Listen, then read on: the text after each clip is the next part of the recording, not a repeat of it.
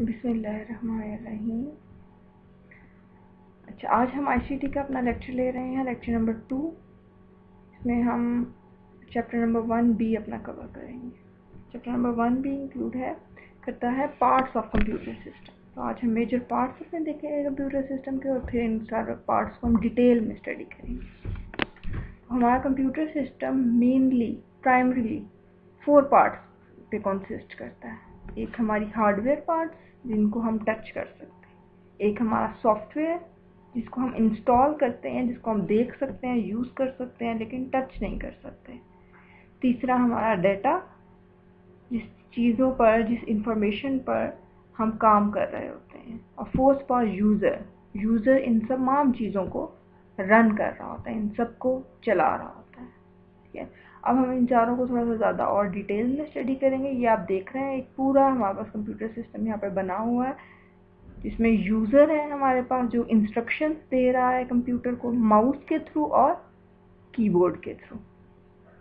Data और information आपके पास monitor screen के ऊपर नज़र आता है, या हम प्रिंटर से उसकी आउटपुट में देख सकते हैं। हार्डवेयर पार्ट्स में ये सब चीज़ें हैं, मॉनिटर है, हमारा ब्रेन है, हमारा प्रिंटर है, या हमारे पास अगर कोई स्कैनर है। सॉफ्टवेयर जो कि प्रोग्राम्स हैं वो इंस्टॉल्ड होते हैं हमारे कंप्यूटर के ऊपर। अब सॉफ्टवेयर अकेला कुछ नहीं कर सकता जब तक कि उसे एक हार्डवेयर प्रोवाइड ना की जाए। ठीक है, और हार्डवेयर और सॉफ्टवेयर कुछ नहीं कर सकते जब तक कि उनके ऊपर डाटा इंफॉर्मेशन में कन्वर्जन या डाटा की प्रोसेसिंग ना हो। और वो तमाम प्रोसेसिंग एट द एंड कर कौन रहा है? यूज़र। तो ये तमाम पार्ट्स एक दूसरे के साथ बहुत ज़्यादा कनेक्टेड है। नेक्स्ट स्लाइड पर मूव कर रही हूँ। Parts of the computer system, इसको हम थोड़ा सा डिटेल में और देखते हैं। हार्डवेयर के बारे में कहा जाता है कि ये मैकेनिकल डिवाइस है हमारे कंप्यूटर की, anything that can be touched. ठीक है, तो इसके बारे में हमने कंप्यूटर की डेफिनेशन के बारे में बहुत ज़्यादा बात की थी फर्स्ट लेक्चर में। Interconnected electronic devices that you can use to control the computer operations, input, output। ठीक है, तो ये सारे सर्किट्स हैं जो हमारी हार्डवेयर में। ठीक है, अच्छा, इन सारे सर्किट्स को चलाने के लिए, इनसे काम लेने के लिए हमें ज़रूरत होती है सॉफ्टवेयर की। It is also called a program. ठीक है, ये ऐसा प्रोग्राम है जो हमारे हार्डवेयर को इंस्ट्रक्ट करता है, उसे बताता है, उसे टेल करता है क्या काम। ठीक है, and thousands of programs exist. इसकी एग्जांपल हम ले सकते हैं, जैसे ब्राउज़र है जिससे आप लोग फेसबुक या जीमेल जिसमें रन कर रहे हो। वर्ड है, माइक्रोसॉफ्ट वर्ड जिससे आप डॉक्यूमेंट्स बना रहे हो। ये आप लोगों के सामने एक पावर पॉइंट ओपन है, ये भी एक सॉफ्टवेयर है। ये जिसके अनुसार मैं स्क्रीन रिकॉर्ड कर रही हूँ इस वक्त, ये भी एक सॉफ्टवेयर है। इसमें मेरी ऑडियो भी रिकॉर्ड हो रही है और ये स्क्रीन भी रिकॉर्ड हो रही है। ये सब सॉफ्टवेयर की, ये सब प्रोग्राम्स की एग्जांपल्स हैं। हर प्रोग्राम को कोड किया गया है, उसको इंस्ट्रक्शंस उसके अंदर डाली गई हैं एक स्पेसिफिक काम करने के लिए।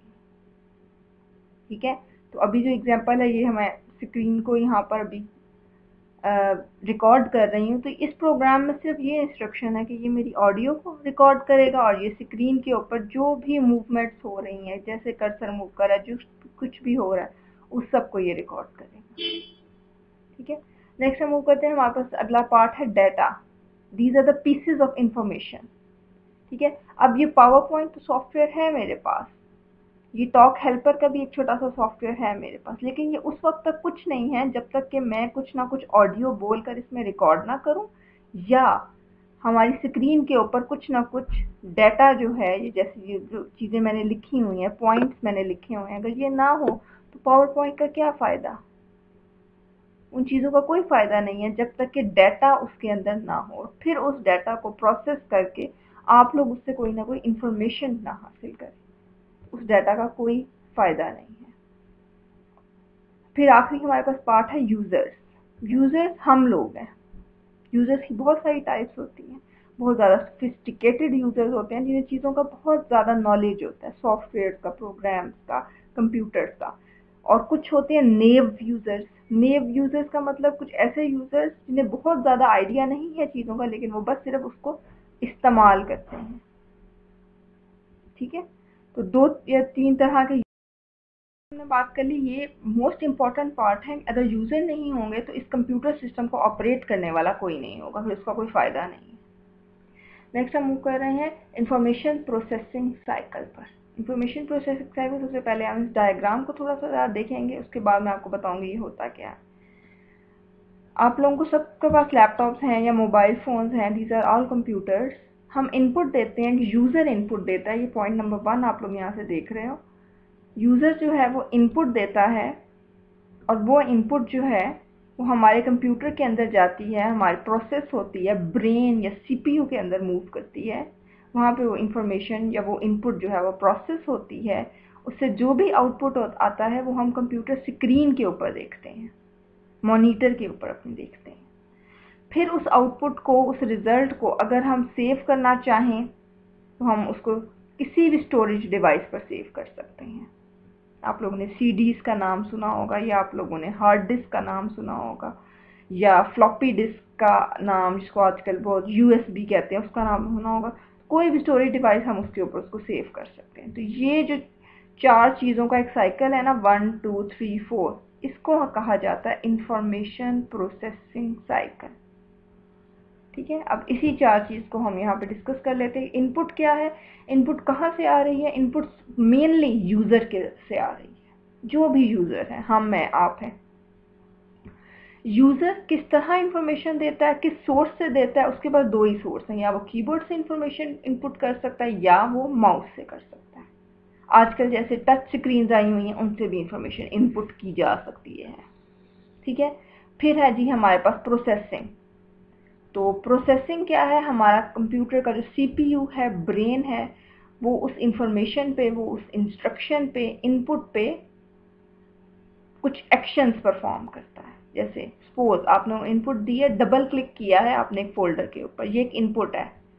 ठीक है, उस डबल क्लिक को किस तरह प्रोसेस करना है, उसके ऊपर क्या एक्शन परफॉर्म करना है, वो हमारा ब्रेन जो है उसको परफॉर्म करेगा। ठीक है, उसको परफॉर्म करने के बाद हमें आउटपुट में वो रिजल्ट्स जो भी उसके आए वो डिस्प्ले हो जाएंगे, और उन रिजल्ट्स को आप सेव करना चाहते हो स्टोरेज में तो आप कर सकते हो, अदरवाइज आप उनको डिलीट कर सकते हो। ठीक है, अच्छा, अब हम सोलली हमने 4 चीज़ें देख ली, हार्डवेयर, सॉफ्टवेयर, यूज़र्स, ये सारी 4 चीज़ें हमने देख ली। अब हम देखेंगे कि हमारा कंप्यूटर हार्डवेयर जो है वो आगे की 4 चीज़ों के अंदर डिवाइडेड है। ये हार्डवेयर की कैटेगरीज हैं आगे। तो हार्डवेयर हमारा सबसे पहला जी प्रोसेसर है, जिसको हम ब्रेन भी कहते हैं, जिसको हम सीपीयू भी कहते हैं। फिर मेमोरी है हमारे पास, मेमोरी डिवाइसेस, रैम और ROM, random access memory and read only memory, इसको प्राइमरी मेमोरी भी कहा जाता है। ठीक है, फिर है हमारे पास इनपुट एंड आउटपुट डिवाइसेस, और आखिर में हमारे पास स्टोरेज डिवाइसेस। ठीक है, तो फर्स्ट हम पहली प्रोसेसिंग डिवाइसेस के बारे में हम थोड़ी सी बात कर लें। प्रोसेसिंग डिवाइसेस क्या है? हमारा सीपीयू है जो कि तमाम इंस्ट्रक्शंस को परफॉर्म कर रहा है। ये हमारा ब्रेन है हमारे कंप्यूटर का। ठीक है, इसको हम ये भी कह सकते हैं कि ये रॉ डाटा को यूजफुल इंफॉर्मेशन के अंदर कन्वर्ट करता है। अब सारों को पता है कि हमारे कंप्यूटर के अंदर जितना भी डाटा पड़ा हुआ है, जहाँ जहाँ पे भी सेव है, वो ज़ीरोज़ और वंस की फॉर्म में है। लेकिन उन तमाम ज़ीरोज़ और वंस को एनालाइज करना, उन सब को इस तरह दिखाना कि वो हमें यहाँ पर इस तरह अल्फाज लिखे हुए नज़र आ रहे हैं, ये सब काम कौन कर रहा है? ये हमारा सेंट्रल प्रोसेसिंग यूनिट कर रहा है, ये हमारा ब्रेन ऑफ द कंप्यूटर कर रहा है। प्रोसेसर्स नॉर्मली बने होते हैं सिलिकॉन और कॉपर के। इन दोनों के बनने की वजह ये है, सिलिकॉन मटेरियल नॉर्मली यूज़ किया जाता है इन तमाम सर्किट्स में जो इंटीग्रेटेड आईसीज बनाई जाती हैं हमारे हार्डवेयर में। उसका पर्पस ये होता है कि सिलिकॉन बहुत ज़्यादा हीट रेजिस्टेंट है। ठीक है, तो आप लोगों को पता है कि इलेक्ट्रिसिटी जैसे ही फ्लो करती है, किसी भी चीज़ से कर रही हो, वो चीज़ बहुत ज़्यादा हीट अप हो जाती है। इलेक्ट्रिसिटी प्रोड्यूसेस हीट, और जितनी देर तक इलेक्ट्रिसिटी किसी भी चीज़ से गुजरती रहेगी उतनी ज़्यादा हीट प्रोड्यूस होगी। तो इस वजह से ऐसे सर्किट्स हमेशा इस तरह के मटेरियल के बनाए जाते हैं जो हीट रेजिस्टेंट हो। Silicon is heat resistant. ठीक है, और दूसरा इसके अंदर मटेरियल जो इस्तेमाल किया जाता है वो ठीक है, तो ये हमारे पास मटेरियल्स थे इसके। प्रोसेसिंग डिवाइसेस में हमारे पास एक ही डिवाइस है, CPU, सेंट्रल प्रोसेसिंग यूनिट भी कहा जाता है इसको, ब्रेन ऑफ कंप्यूटर भी कहा जाता है, मेन पार्ट ऑफ कंप्यूटर। ठीक है, अब मैं आगे मूव कर रही हूँ। नेक्स्ट है हमारे पास मेमोरी डिवाइसेस। इनको मेमोरी डिवाइसेस भी कहा जाता है। इसकी दो टाइप्स हैं, रैंडम एक्सेस मेमोरी और read only memory. Random access memory को हम प्राइमरी मेमोरी भी कहते हैं। रैंडम एक्सेस मेमोरी रैम को हम प्राइमरी मेमोरी भी कहते हैं। अच्छा, CPU की आप लोगों को समझ आ गई है। अब हमारा CPU जो है वो जिन भी प्रोग्राम्स के ऊपर, जिन भी इंस्ट्रक्शंस के ऊपर काम कर रहा है, उसको ऑफ कोर्स कोई ना कोई स्पेस चाहिए डाटा रखने के लिए। जितने सारे प्रोग्राम्स चल रहे हैं एक वक्त में हमारे कंप्यूटर के अंदर रन कर रहे हैं, उन तमाम प्रोग्राम्स का डाटा उसने कहीं ना कहीं तो रखना है ना। उसको एक फास्ट मेमोरी की ज़रूरत है, एक ऐसी फास्ट मेमोरी जो उन डाटा को सेव करे और जितनी जल्दी प्रोसेसर को वो चाहिए उसको फ़ौरन वो प्रोवाइड करे। तो ये काम कौन करती है? ये हमारा करती है हमारी रैंडम एक्सेस मेमोरी रैम। इसको हम working memory of the computer भी कहते हैं। वर्किंग मेमोरी कह लो या working area of the computer या working area of the CPU भी कहा जाता है इसको। ठीक है, तो और सबसे पहली जो इसकी क्वालिटी है ये वोलाटाइल मेमोरी है। वोलेटाइल का मतलब ये है जैसे ही इलेक्ट्रिसिटी शट डाउन हुई, इसके तमाम कंटेंट्स वेस्ट हो गए, ज़ाया हो गए, लूज हो गए। दिस थिंग इसका वोलेटाइल। जैसे पेट्रोल एक वोलेटाइल लिक्विड है, आप सबने सुना होगा। वोलेटाइल लिक्विड कैसे है? अगर आप उसको खोलकर हवा में रख दो वो सारा हवा में ज़ाया हो जाएगा, उड़ जाएगा। सेम इसी तरह रैंडम एक्सेस मेमोरी रैम जो है वो वोलेटाइल है। जैसे ही पावर फेलियर हुआ या कंप्यूटर को आपने शट ऑफ किया, इसके तमाम कंटेंट्स लूज हो गए। ठीक है, it is an electronic scratch pad. अभी हमारे कंप्यूटर की एक वर्किंग मेमोरी है, हमारे कंप्यूटर का एक रफ रजिस्टर है। ठीक है, और रैम बहुत फास्ट होती है। ये जिस सर्किट के ऊपर बनाई जाती है वो बहुत फास्ट है। तो इस वजह से हमारा जो CPU की जितना फास्ट हमारा CPU काम करता है उसके साथ एक फास्ट चीज़ ही उसको लिए वर्किंग मेमोरी के तौर पर भी चाहिए। तो इस वजह से हम यहाँ पे रैम यूज़ करते हैं। अच्छा, दूसरी टाइप की हमारे पास मेमोरी है रीड ऑनली मेमोरी। जैसे इसका नाम है रोम, रीड ऑनली। हम इसको सिर्फ रीड कर सकते हैं, इसके ऊपर कुछ राइट नहीं करवा सकते, इसके ऊपर जो लिखा हुआ है उसको हम चेंज नहीं कर सकते। तो परमानेंट स्टोरेज ऑफ प्रोग्राम। ठीक है, और एक या दो ही प्रोग्राम होते हैं हमारी रोम के ऊपर जो उस वक्त लिख दिए जाते हैं जब हमारी रोम जब हमारा कंप्यूटर जो है वो मैन्युफैक्चर हुआ होता है, उसी वक्त इसके ऊपर प्रोग्राम्स लिख दिए जाते हैं। वो कौन से प्रोग्राम होते हैं? वो प्रोग्राम होते हैं हमारे boot program, computer boot directions या कंप्यूटर बूट प्रोग्राम्स।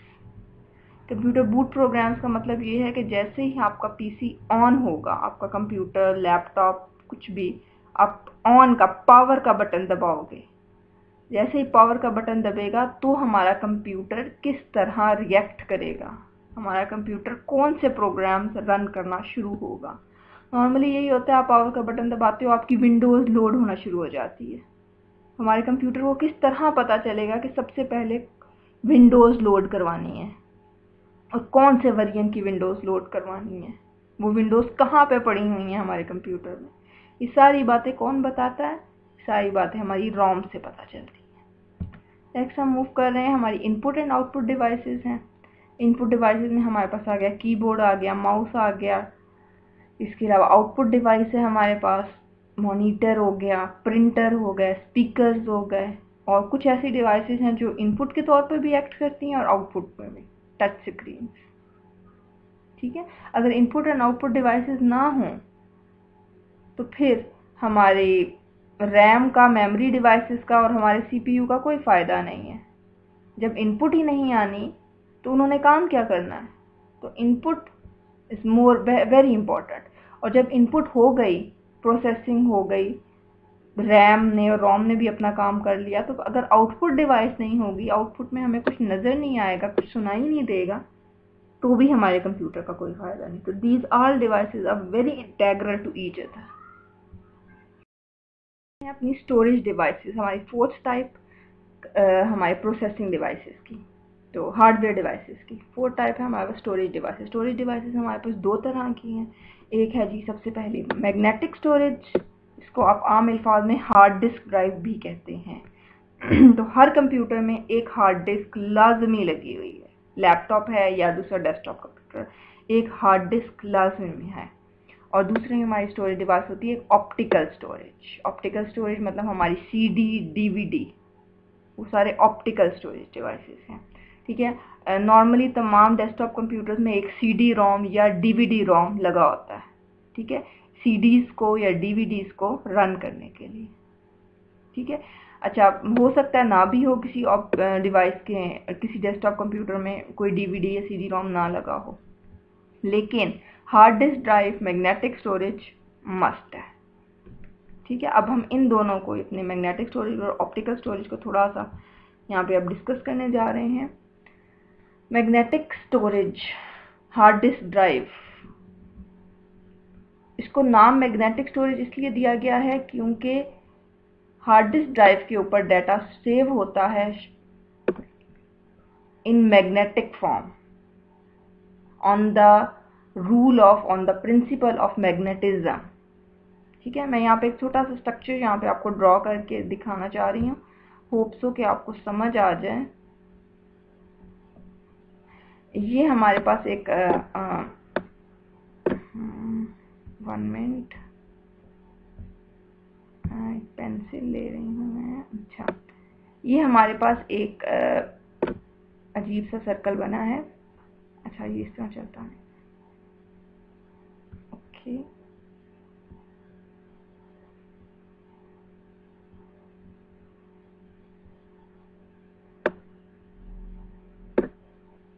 ये हमारे पास एक सर्कल है, आप ये समझ लो ये हमारी हार्ड डिस्क ड्राइव है। ठीक है, मैं टॉप व्यू बना रही हूँ। ठीक है, ये सर्कल ज़रा ठीक नहीं बना, और इसके गिर्द ये एक छोटा सा, इनके दरमियान में एक रोटेशन पॉइंट है। इस रोटेशन पॉइंट को, जिसके इस वक्त मैं इसको फिल कर रही हूँ, इसको हम कहते हैं स्पिंडल।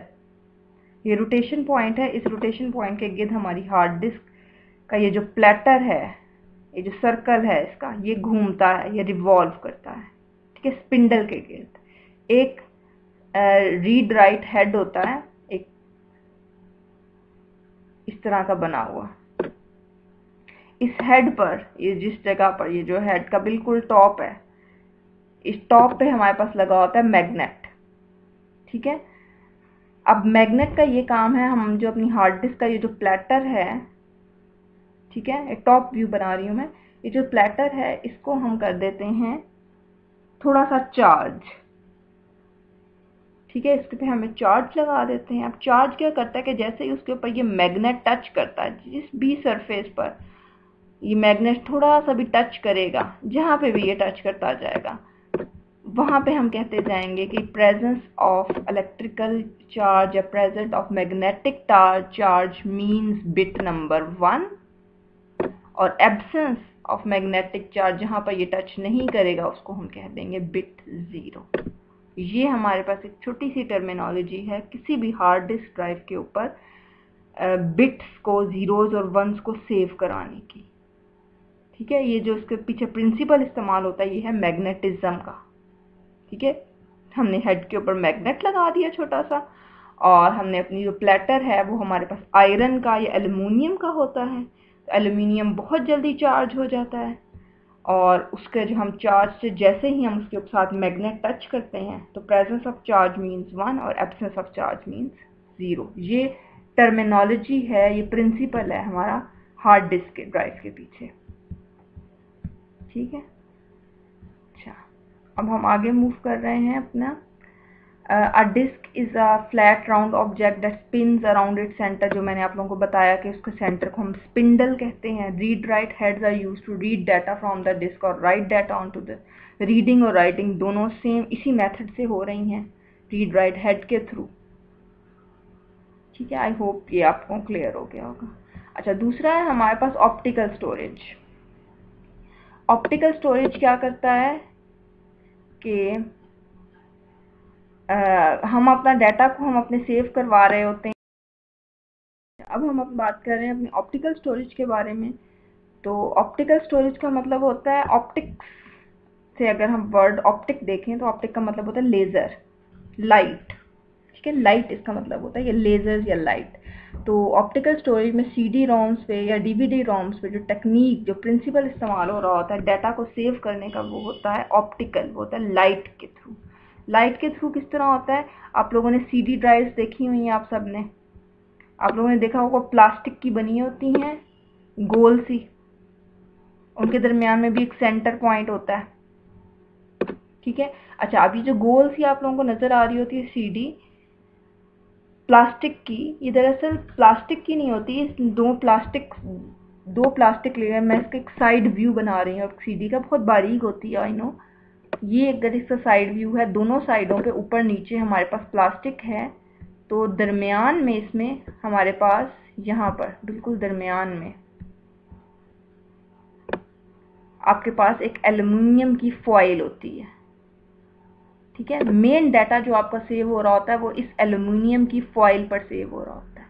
अब एल्युमिनियम की फॉइल पर डाटा किस तरह सेव हो रहा होता है वो मैं आप लोगों को अब यहाँ बताती हूँ। यहाँ पर हमारे पास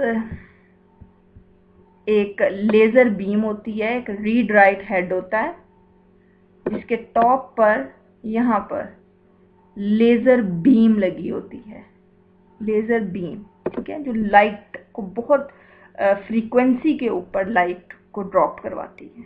ठीक है, वो जो लाइट है ऑफ कोर्स वो इन प्लास्टिक्स के दरमियान से पास हो जाती है और डायरेक्ट इस एल्युमिनियम फॉइल को टच करती है। जैसे ही लाइट इस एल्युमिनियम फॉइल को टच करती है तो इस एल्युमिनियम फॉइल के ऊपर छोटे छोटे ना पिट्स बनने लग जाते हैं। पिट्स का मतलब होता है गड्ढे।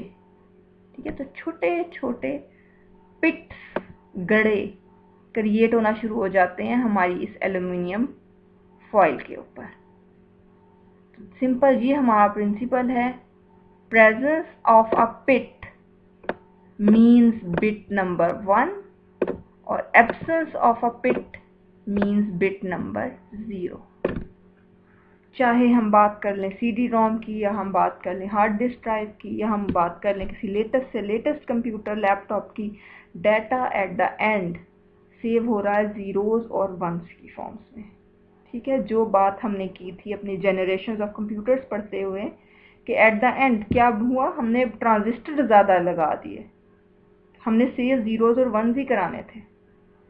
तो जितने ज़्यादा हम ट्रांजिस्टर लगाते जाएंगे उतना ज़्यादा डाटा सेव होता जाएगा। अब वही तरीके हैं हमारे पास, सेव हमने 0 और 1 ही करवाने हैं, तो हमने तरीके उसके मुख्तलिफ सोच लिए हैं। ठीक है, इसीलिए आप लोगों ने देखा होगा नॉर्मली क्या होता है कि सीडी को एक दफ़ा आप राइट करवा देते हो, सीडी के ऊपर जो भी डाटा एक दफ़ा लिख दिया गया है वो बाद में चेंज नहीं होता। आप अपनी मर्जी से कोई डाटा सीडी पर नहीं रखवा सकते। हाँ, कुछ सीडीज़ ऐसी हैं, कुछ ड्राइव्स ऐसी हैं जो आपको अलाउ करती हैं, जैसे यहाँ पर ये वाली जो टाइप है सीडी रीराइटेबल, ये आपको अलाउ करती है कि आप बार बार लिखो, लेकिन उसके लिए ज़रूरी है कि आपके पास सीडी रिकॉर्डेबल हो, मतलब आपके पास एक ऐसा सीडी रोम हो जो रिकॉर्ड करवा सकता हो। ठीक है, अच्छा, सीडीज़ की एक नेक्स्ट जनरेशन हमारे पास आई थी डीवीडी के नाम से, digital video disc. CD stand करता है कॉम्पैक्ट डिस्क के, कॉम्पैक्ट डिस्क, और डीवीडी स्टैंड करता है digital video disc. Difference simple सा है इन दोनों में कि हमारी जो सीडी है उसकी मैक्सिमम से मैक्सिमम मेमोरी होती है, उसके पास 4.7 GB इतना डाटा ये सेव कर सकता है, जबकि डीवीडी जो है वो मैक्सिमम 17 GB तक जा रही होती है, 17 GB तक मैक्सिमम डाटा वो सेव कर लेती है। ठीक है, नेक्स्ट हमारे पास ये थोड़ा सा डिफरेंस है हमारी स्टोरेज का और हमारी मेमोरी का। तो ये इंशाल्लाह मैं आपको नेक्स्ट लेक्चर भेज रही हूँ, उसके अंदर हम स्टोरेज और मेमोरी को डिस्कस करेंगे। 2 लेक्चर्स आज के वीक में हमारे होंगे, क्योंकि हमारा 2 वीक्स जो है ना पीछे मिस हो चुके हैं। ठीक है, तो इस चीज़ पर आप लोगों ने बिल्कुल माइंड नहीं करना, इनको बहुत अच्छे से आपने इन सारे तीनों लेक्चर्स को प्रिपेयर करना है, 1, 2 और 3 को। और इंशाल्लाह इसी वीक में हम एक क्विज़ भी रखने वाले हैं LMS के थ्रू। ठीक है, जिसमें आप सबकी अटेंडेंस बहुत ज़्यादा ज़रूरी होगी। इट्स अ मस्ट कि आप सारे उस क्विज़ को अटेम्प्ट करो। मैं आपके CR को सेपरेटली भी बता दूंगी। होप सो, स्टे ब्लेस्ड, अल्लाह हाफिज़।